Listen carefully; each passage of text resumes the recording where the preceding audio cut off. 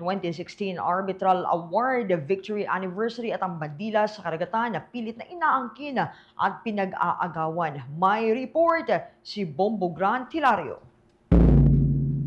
Iba't ibang pananaw, naratibo at hakbang ang nasaksihan na nating lahat. Marami na ring insidente at mga nangyari na hindi naman dapat. Ngunit sa kabila ng mga ito, sino at ano nga ba ang nararapat mangibabaw sa lahat? Ang kanya-kanya bang opinyon at paninindigan ng mga bansa o ang batas na siyang pundasyon ng kapayapaan sa gitna ng karagatan? Ito po si Bombo Grant Hilario. Halina't alamin natin at muling sariwain ang pagkapanalo ng bandila ng Pilipinas sa karagatang pilit inaangkin at pinag-aagawan.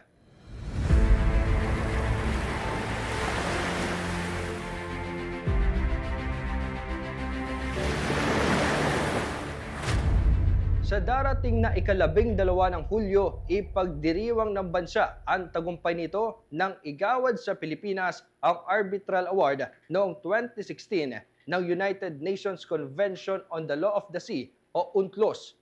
Batay sa naging desisyon ng Arbitral Tribunal, nanalo ang bansa sa inihain nitong maritime claims ukol sa teritoryong West Philippine Sea. Ibinasura ng korte ang gamit na batayan ng China na 9-dash line para angkinin ang halos buong parte ng nabanggit na karagatan, kung saan kinilala ng hukuman ang karapatan ng Pilipinas kaugnay sa pinag-aagawang mga lugar tulad ng Recto Bank at Ayungin Shoal bilang bahagi o pasok sa 200 nautical miles ng Exclusive Economic Zone o EEZ ng bansa.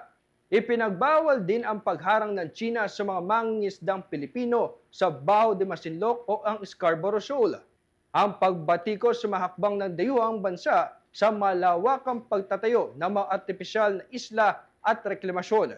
Subalit sa kabila ng mga ito, nagpapatuloy ang panggigipit at pang-aangkin ng China sa karagatan kasabay sa hindi pagkilala sa naturang desisyon. Gayunpaman, hinikayat pa rin ni Rafaela David ng atin ito coalition ang publiko at maging ang pamahalaan na ipagdiwang ang ika-10 taong anibersaryo ng tagumpay ng Pilipinas. We invite our fellow Filipinos to celebrate this historic victory. Tagumpay natin ito. And let us urge the Philippine government to declare it as West Philippine Sea Victory Day and celebrate it every year tuwing July 12.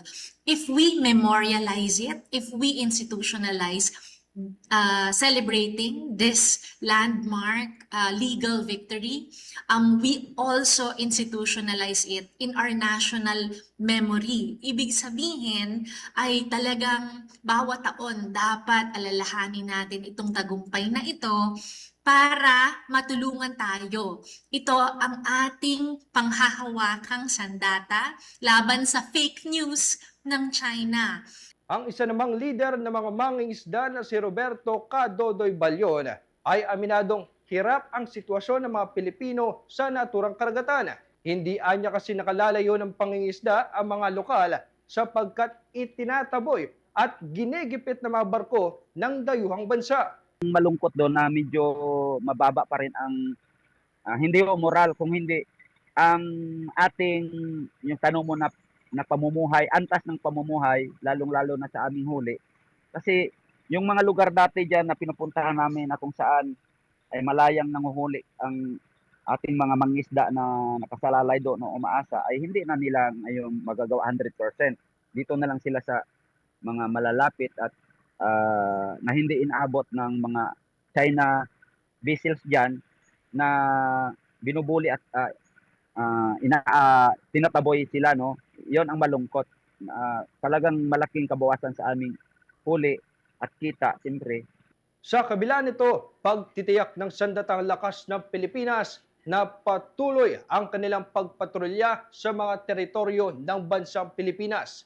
Ani Rear Admiral Roy Vincent Trinidad, Armed Forces of the Philippines Special Spokesperson for the West Philippine Sea, hindi aabandonahin ng sandatahan ang karagatan upang ito'y maipamana hanggang sa mga susunod pang henerasyon. Hindi lamang sa pagpapatrolya, hindi lamang sa paglilipad sa himpapawid. Ang importante, ganito pa lamang ay naglalabas na kami ng mga statements. And never na i-abandon natin just because may statement ng ang Partido Komunista ng China. In fact, even before they gave out statements like this, nag-enhance natin ng mga patrolya all over the country, hindi lamang sa West Philippine Sea, sa Bajo de Masinloc, sa Northern Islands, pati sa ating eastern flank and the southern borders.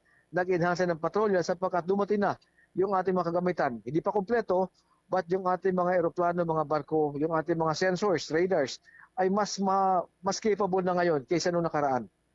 Mensahe na ang usaping ito ay hindi dapat kalimutan, bagkus patuloy na ipagdiwang ng sambayanan upang maalala ang karapatan at soberanyang taglay ng ating bansa. Maligayang anibersaryo sa pagkapanalo ng Pilipinas, tagumpay na hindi lamang para sa kasalukuyan, kundi maging sa kinabukasan. Ito ang bandila ng Pilipinas, watawat sa gitna ng karagatan, pilit inaangkin at pinag-aagawan.